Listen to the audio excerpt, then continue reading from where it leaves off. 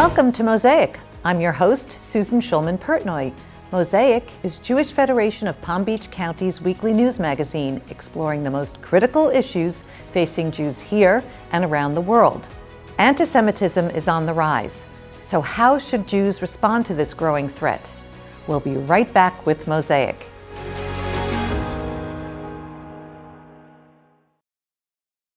Good Greek moving and storage. Your superhero movers. Or moving horror stories. Hey, I heard you're looking for a mover.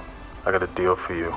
There an honest mover out there? As a former police officer, I've heard all of the moving horror stories. But you can trust me and my pros, and we'll have you saying, Opa! call Star Greek. Good Greek moving and storage. Your superhero movers. Picture living aboard a luxury cruise ship with first-class service and the best amenities 24/7. Life at Tradition is just like a cruise ship that doesn't leave port. With more fabulous food, more fun with friends and family, a more fulfilling future, more care when you need it, and more freedom when you don't. Our elegant assisted living residences provide so much more, so you can make the most of every day. Rent an apartment at Morse Life and see how much more life can be. We're back with Professor Deborah Lipstadt talking about anti-Semitism and the different types. And I want to ask you, is there a difference between anti-Semitism on the left wing versus the right wing? There is and there isn't. Anti-Semites on the right look at Jews, they don't see them as white people, and they see them as engaged in a conspiracy against white Christians to bring black people, brown people, and to destroy Christian culture. Anti-Semites on the left see Jews as white, see Jews as rich, see Jews as powerful, and therefore it's impossible for them to be victims. And when they say I'm a victim of anti-Semitism, they must be making it up to protect Israel, to destroy their enemies politically or whatever it might be. So in that sense, they're different. Where they're the same is that the litany of charges, the stereotype, the template that I talked about at the very beginning is the same. Power, money, conniving, malicious, etc. So those are two of the main sources. And then, of course, there's Islamist anti-Semitism, Islamist extremism, and within segments of the mainstream Muslim community, not all and not everyone, I want to be very careful here, but particularly in Europe, we see anti-Semitism being inculcated either through the internet or through imams and others. We're going to switch gears a little bit and talk about Israel. People criticize Israeli policies and politics, and they're very critical. At what point does something rise to the level of anti-Semitism? Great question. Criticism of Israeli policies, exactly as you say, is not anti-Semitism, just like criticism of American policies is not anti-Americanism. I would argue a number of things. When there is a myopic focus only on this problem, and that this is the worst problem, and this is the only problem, and that the Jews or the Israelis are singularly responsible for it, then you have to ask what's going on here. Or when someone says Israel was born in sin because supposedly it kicked out Palestinian Arabs, and they ignore the fact that America had slavery and treatment of Native Americans in Australia, in the Aborigines and New Zealand. Right. So many countries, fine democracies, have treated indigenous people poorly, and it's, even if the parallel is not quite exact. But they don't worry, they don't say those countries don't have a right to exist. So you have to ask, I'm not saying it makes it all right, but you have to ask why this singular focus? And and then when people do that, I have to say, I wonder if that's not, it's coming from an anti-Semitic base.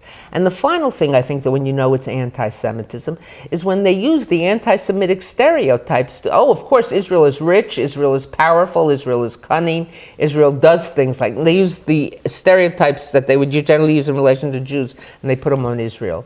Or when they say, well, just let's do away, Israel has no right to exist. Well, what happens to the 6 million Jewish residents of Israel? Where do they go? Oh, well, there should be a democratic, state. Maybe Muslims will run it, but they'll live there as a minority. Well, that doesn't happen in most Muslim countries. So when people are blinded in that way to the reality and refuse to hear other aspects, I have to ask, where is that coming from? You recently had the privilege of giving testimony at a United States conference in Congress about global efforts to fight anti-Semitism.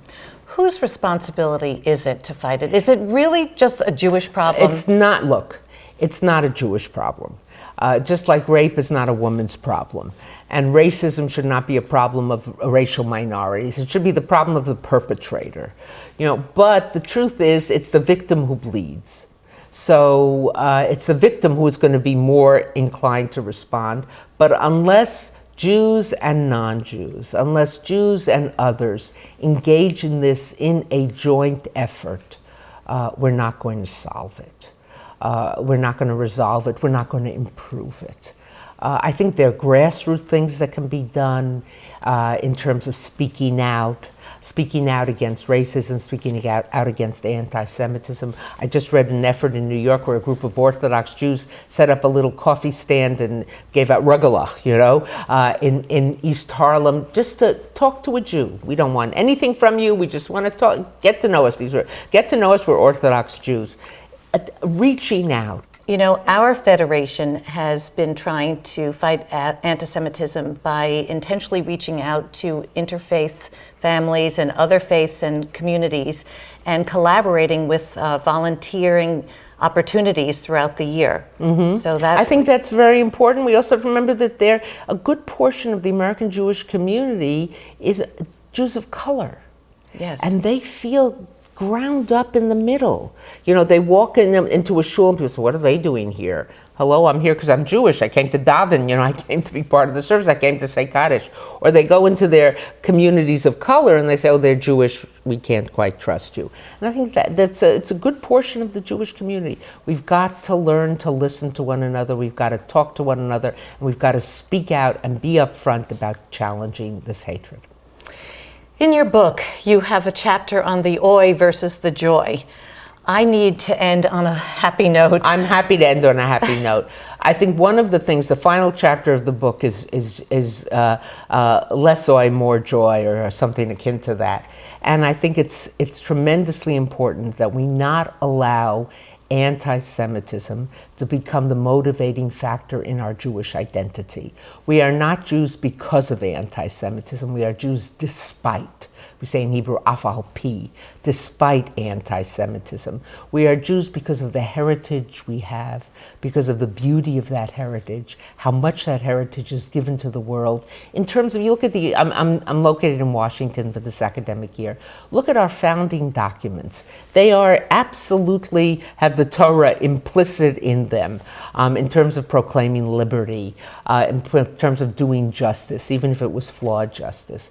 We are a people who care so much about justice that the Torah doesn't say do justice, it says pursue justice. And it doesn't say it once, it says it twice. Justice, justice shall you pursue. Tzedek, tzedek tirdof. We are bearers of an unbelievable heritage. Don't ever let the anti-Semites steal that from us and our fight against them become the motivating factor in our being and doing and reveling in our Jewish identity. What a great way to end the program. Thank you so You're much welcome. for joining us. My pleasure. Thank you for having me. Coming up, more with activist Gil Troy on anti-Zionism as the new anti-Semitism.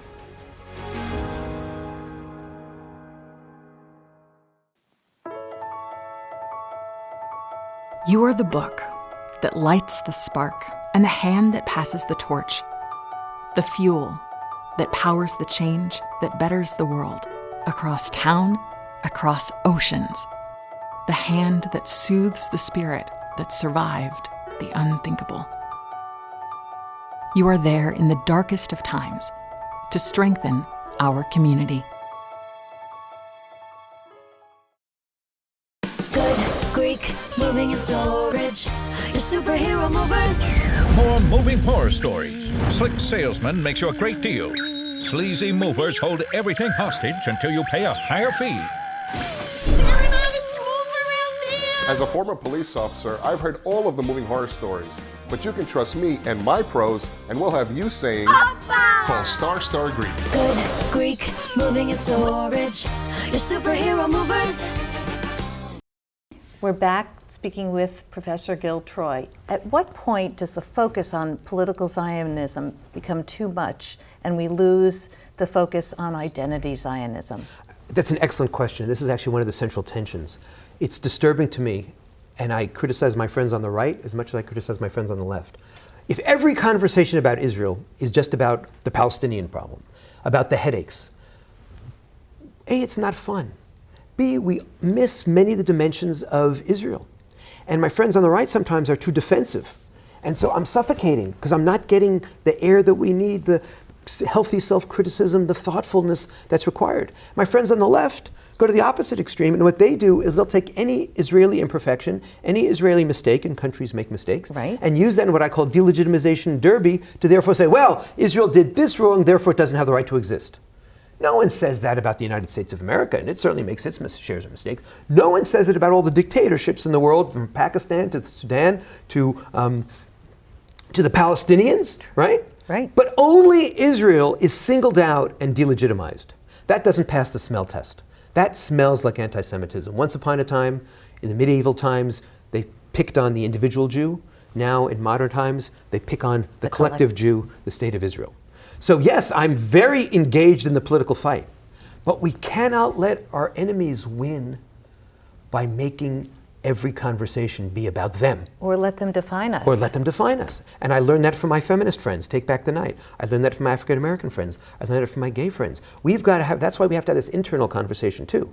So identity Zionism is saying, of course I stand strong. Of course I stand tall. Of course I push back, but I don't let that define us. And then I have the deeper conversations. And when I launched this book, I wanted to have Zionist salons.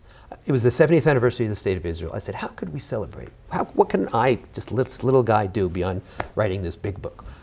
And I said, if at the end of the year, I've hosted 70 different conversations based on these amazing texts about identity Zionism, about what Israel means to me, I'll feel like a success. We've had over 170 Zionist salons in 6 countries. Oh my goodness. Because people feel liberated when you invite them to a conversation about Israel that's not about Bibi and not about the Palestinians and not about BDS, but is about us and our collective responsibility and opportunity to grow and stretch, give back and get, as I was saying earlier. And so I'm encouraging people to have these Zionist salons. Get the book, go on the website, and create a conversation with your closest friends about what Israel can mean to us. Push the headlines aside. And I always say, I'm not afraid of any question. And I say to my students, ask the tough questions, but don't just make it about politics. The United States of America isn't just about the racial tensions. Canada, where I lived for many years, isn't just about the linguistic tensions, and Israel isn't just about the Palestinian tension. Our federation recently did a comprehensive study, community study on what's the future looks like here, and actually we found out that we are one of the fastest growing Jewish communities in North America.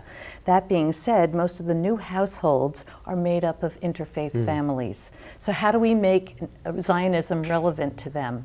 It's a very interesting question, because one of the mistakes that too many rabbis make, even when they convert people, and I know not everybody's intermarried is conversion, but let me give it as an example, is they often convert people into the Jewish religion, but not into the Jewish people. And it goes back to my Oreo cookie thing. Why? Partially because we live in a country that's overwhelmingly Christian, and our Christian brothers and sisters have embraced us so beautifully, and we talk about the Judeo-Christian ideal, so we end up comparing. Christianity is only a religion. And I say that when I host pastors around my Sabbath table in Jerusalem. It's not disrespectful to Christianity. Right. Christianity is a religion. Judaism is this Oreo cookie, this mix. And so even with converts, let alone with intermarried couples, we don't do a good enough job explaining that peoplehood dimension. So that's one piece of it. There's really an educational piece of it. But secondly, if we really want to build future generations that care about Israel, just in a very practical way, they have got to get the peoplehood thing, because A, you can't understand why Israel is a democracy and not a theocracy unless you understand the peoplehood piece. It's not just about the religion. But B, you're not going to have that love, that instinctive love, and your kids aren't going to have that instinctive love if you're only looking at Judaism through the religious lens. But most important, once upon a time, and my friend Len Sachs at the Cohen Center in Brandeis has done amazing studies on this. He did that study. Oh, okay. So he showed that in the 1950s and the 1960s, if you're old like I am and remember the sitcom Bridget Loves Bernie, usually when Jews intermarried, they were literally marrying out of the faith into a Catholic family, into a Protestant family, into another family that had a very strong faith.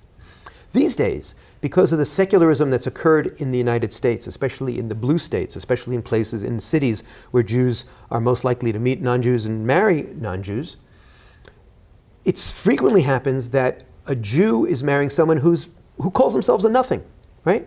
And so they are now embracing the Jewish dimension of their identity. And so we have an opportunity to say, hey, this is a something, right? And you go from being a nothing to a something. We need to exercise that opportunity. And you know what? It's because we're still a depressed, oppressed people. Even though we live in freedom and splendor in the United States of America, we still have that legacy of Europe. And in Europe, you couldn't missionize because you didn't want to upset what they called the goyim. You didn't want to upset the authorities. Today, we should missionize. Not out of disrespect for anybody else, but we've got a great story, right? We've got the most amazing story, a 3,500-year-old conversation about meaning in life, about community, about finding identity. And by missionizing, you do two things. First of all, you get a sense of ownership, right? The salesman or woman Absolutely. really loves his or her product. So our young people, if they missionize, like the Mormons understand this, would just love the product more. They'd learn the product more. Birthright. And birthright, right? Yes, Does that. perfect example. And the second thing is that by spreading, we're saying, we've got pride now, and we've got power here, and I think everybody talks about all the problems in the United States of America. What most scares me is the soul sickness. What most scares me is how much unhappiness there is. I heard there's a beautiful Federation initiative to fight opioid epidemic, right? The opioid epidemic sometimes starts with physical pain, but it often ends up being about psychic pain. And we have to fight that in a very practical way, but we also have to fight it in an existential way. And bringing people in to these great stories, these great values, these great ideals is essential for our communal life. That's absolutely true, and I could talk to you about this for hours, but we've run out of time. Oh. Thank you so much for joining us. Well, thank you, and let's continue the conversation. Okay. Coming up, how Christian Picciolini found compassion and the impact that had on his life and the lives of many.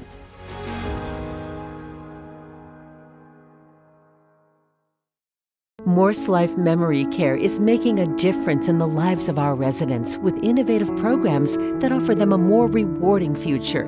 Our goal is to give our residents more time. Time for programs that help cognition, for favorite foods in our open kitchen any time of day, for fun with new friends, and time for family, free from care and worry. Most importantly, for the compassion and dignity they deserve. What's the best kept secret in new cars? It's that you can get a brand new Mini at Braman Mini Palm Beach for under $21,000, which includes free maintenance for 3 years. No kidding. Plus, free membership to the Fun Mini Club of South Florida for road trips and autocross, and even more with club room social events. Mini is more than just driving. It's about having fun with the Braman Mini community. Learn about Braman Mini at BramanMini.com. Minis for under $21,000, free maintenance, Mini Club, and Club Braman benefits. It's a no-brainer. Braman Mini is the right choice. We're back talking with Christian Picciolini and the work that you're presently doing. And as a matter of fact, you've helped over 300 supremacists disengage from the movements. That's amazing. I want to know how you do it. What is the methodology? Well, I have an organization called the Free Radicals Project, and we work with all forms of extremism. People who are in those movements, we help to disengage them, to try and show them that there's a better path, and to really join this kind of global citizenry again. And it doesn't mean I debate them. It doesn't mean I meet them in the middle ideologically. It means I do a lot of listening for what I call potholes in their lives. Those Talk things, about that. Yeah, potholes are the things that we encounter from the day we're born, the traumas, the grievances that we develop. Oftentimes it could be mental illness or joblessness or poverty, but even privilege. Privilege, if it keeps us so isolated, can also be a pothole that can detour us to the fringes, where there are all sorts of extremist narratives. Everything from suicide to drug abuse to being a neo-Nazi, or even to going to Syria to join ISIS. There are all sorts of narratives there waiting for vulnerable, marginalized people who don't have places in the real world to promise them paradise somewhere else. And that's what happened to me at 14. And now through my work, I really try and be that person that I wish would have come up to me in that alley at 14 years old instead of the neo-Nazi skinhead, to offer a different perspective, to offer a different direction, and to help people disengage from hate. Talk about some of the people that you have assisted. I know there's somebody that was a prior military. Yeah, I mean, I've worked with, so many people, but one specific story, I think the one you're thinking of, was a man 31-year-old man from New York who had enlisted in the military after 9/11, and he had gone to basic training and was injured during basic training and sent home while he saw his brothers and sisters going off to war. And he didn't go into the military hating anybody, and certainly the military didn't make him hate anybody, but when he came back he was so angry that he couldn't go fight and protect America against what he then saw as an Islamic threat. He came back Islamophobic. He hated Muslims.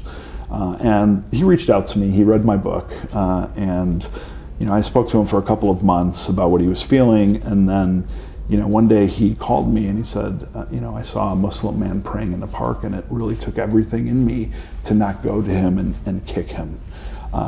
At that point I said, I don't care what you're doing tomorrow, but I'm flying to New York to come sit with you. Wow. And I did. And one of the first questions I asked him was, have you ever met a Muslim person before? And he said, no, they're evil. I don't like them. They don't like me. And what he didn't know was I already had made arrangements to go visit a mosque, to take him to go meet with an imam there and to just experience it. He had never been in that situation. Was he before. reluctant, or did he? Oh, of course he was reluctant. He got nervous. He had a panic attack when I told him where we were going, and he turned very white, maybe whiter than I think he wanted to be at that point. And I told him where we were going, and finally he agreed. And when we got there, we were late. I told the imam that we would be there at a certain time. And when we arrived, we only had a few minutes left before he had to prepare for a wedding.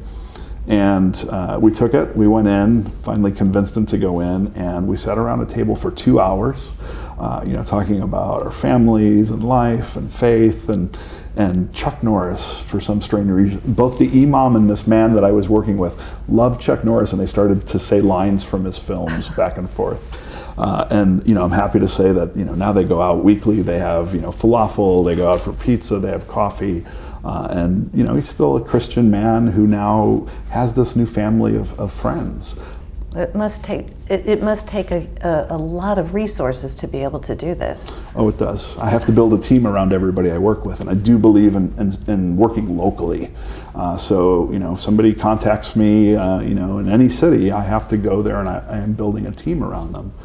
So it does take a lot of resources, and unfortunately, for 23 years, I've been kind of self-funding this. I do speaking engagements around the world to really take me to the places where I need to meet people, and also to pay for some of the services that they require.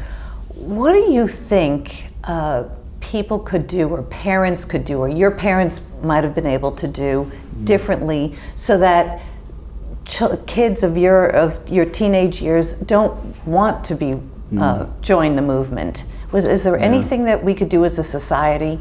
Well, I think our pre-radicalization starts the day we're born. That we start hitting those potholes right away, and sometimes it's not until 14 or 40 where we actually get detoured. So I would say that as parents, as teachers, as adults, we're failing our children by not recognizing that we need to amplify their passions from the earliest age possible. That once they feel marginalized, they're already starting to dabble in some of these kind of narratives. And for any young person who feels marginalized, that means that we are failing as adults. So we need to find a way to amplify their voices, to enable their passions, and sometimes to listen instead of prescribing what we think the solutions are. Because young people are smart, and they're idealistic, and they're motivated. I was at 14, had a football coach or an art teacher come to me in that alley when I was 14, I would have gone with them. It just didn't occur that way. The Anti-Defamation League recently came out with a statement, which is very startling, and I want to read it so I get it right. that they reported that right-wing extremists were linked to more murders in the United States in 2018 than any other year since 1995, which is when Timothy McVeigh killed 168 people in the Oklahoma City bombings. That is such a startling statistic. What are some of the solutions that we can use to combat this? Well, I think first we need to stop debating on if this is a problem or not. I still hear that debate, unfortunately, where there are some people who will not really recognize white supremacy as a violent threat. And I would say that this isn't just a local problem, it isn't just a regional problem, and it's not even just an American problem. These groups have been developing transnational alliances for decades. So this is now, with the internet, a global extremist movement, a global terrorist movement. Because not only in the United States are we seeing these numbers, but all over the world they're starting to see a rise in extreme right crimes and extreme right killings, and certainly in rhetoric. So this is something that is imminent. This is something that is facing us right now, and we really do need to take a stand against it and recognize it as a threat to our national security. Our local federation teaches our young people about how to combat anti-Semitism and anti-Israel sentiment. Do you have any advice on how to teach our community about neo-Nazis and white supremacists? I don't know if I should be the person kind of giving that advice. But what I would say is that, it's reaching our youngest children. This propaganda now, because of the internet, it's the first time in my life where I've had parents contact me saying, my 8-year-old is starting to say things that are not right. My 9-year-old is denying the Holocaust. And that to me is very, very scary, because recruiters are not looking for, the strongest. They're looking for the most vulnerable. They're going to the places like depression forums online, or even over multiplayer online games to try and recruit young people. So I would say, as a community, we need to recognize that this danger exists. And once we recognize it, then we can put into place the learning that it will take to not succumb to it. Are you optimistic about the future? Please say yes. I am. I mean, despite, all of these dire warnings that I'm saying, which are very important, I am hopeful, because I believe in us, I believe in America, I believe in democracy, and I believe in people. And I know that good will triumph over evil. Thank you so much for joining us, and I appreciate all the work that you do. Thank you very much. Mosaic is brought to you by these generous sponsors and underwriters. Learn how you can support Mosaic by visiting jewishpalmbeach.org/mosaic.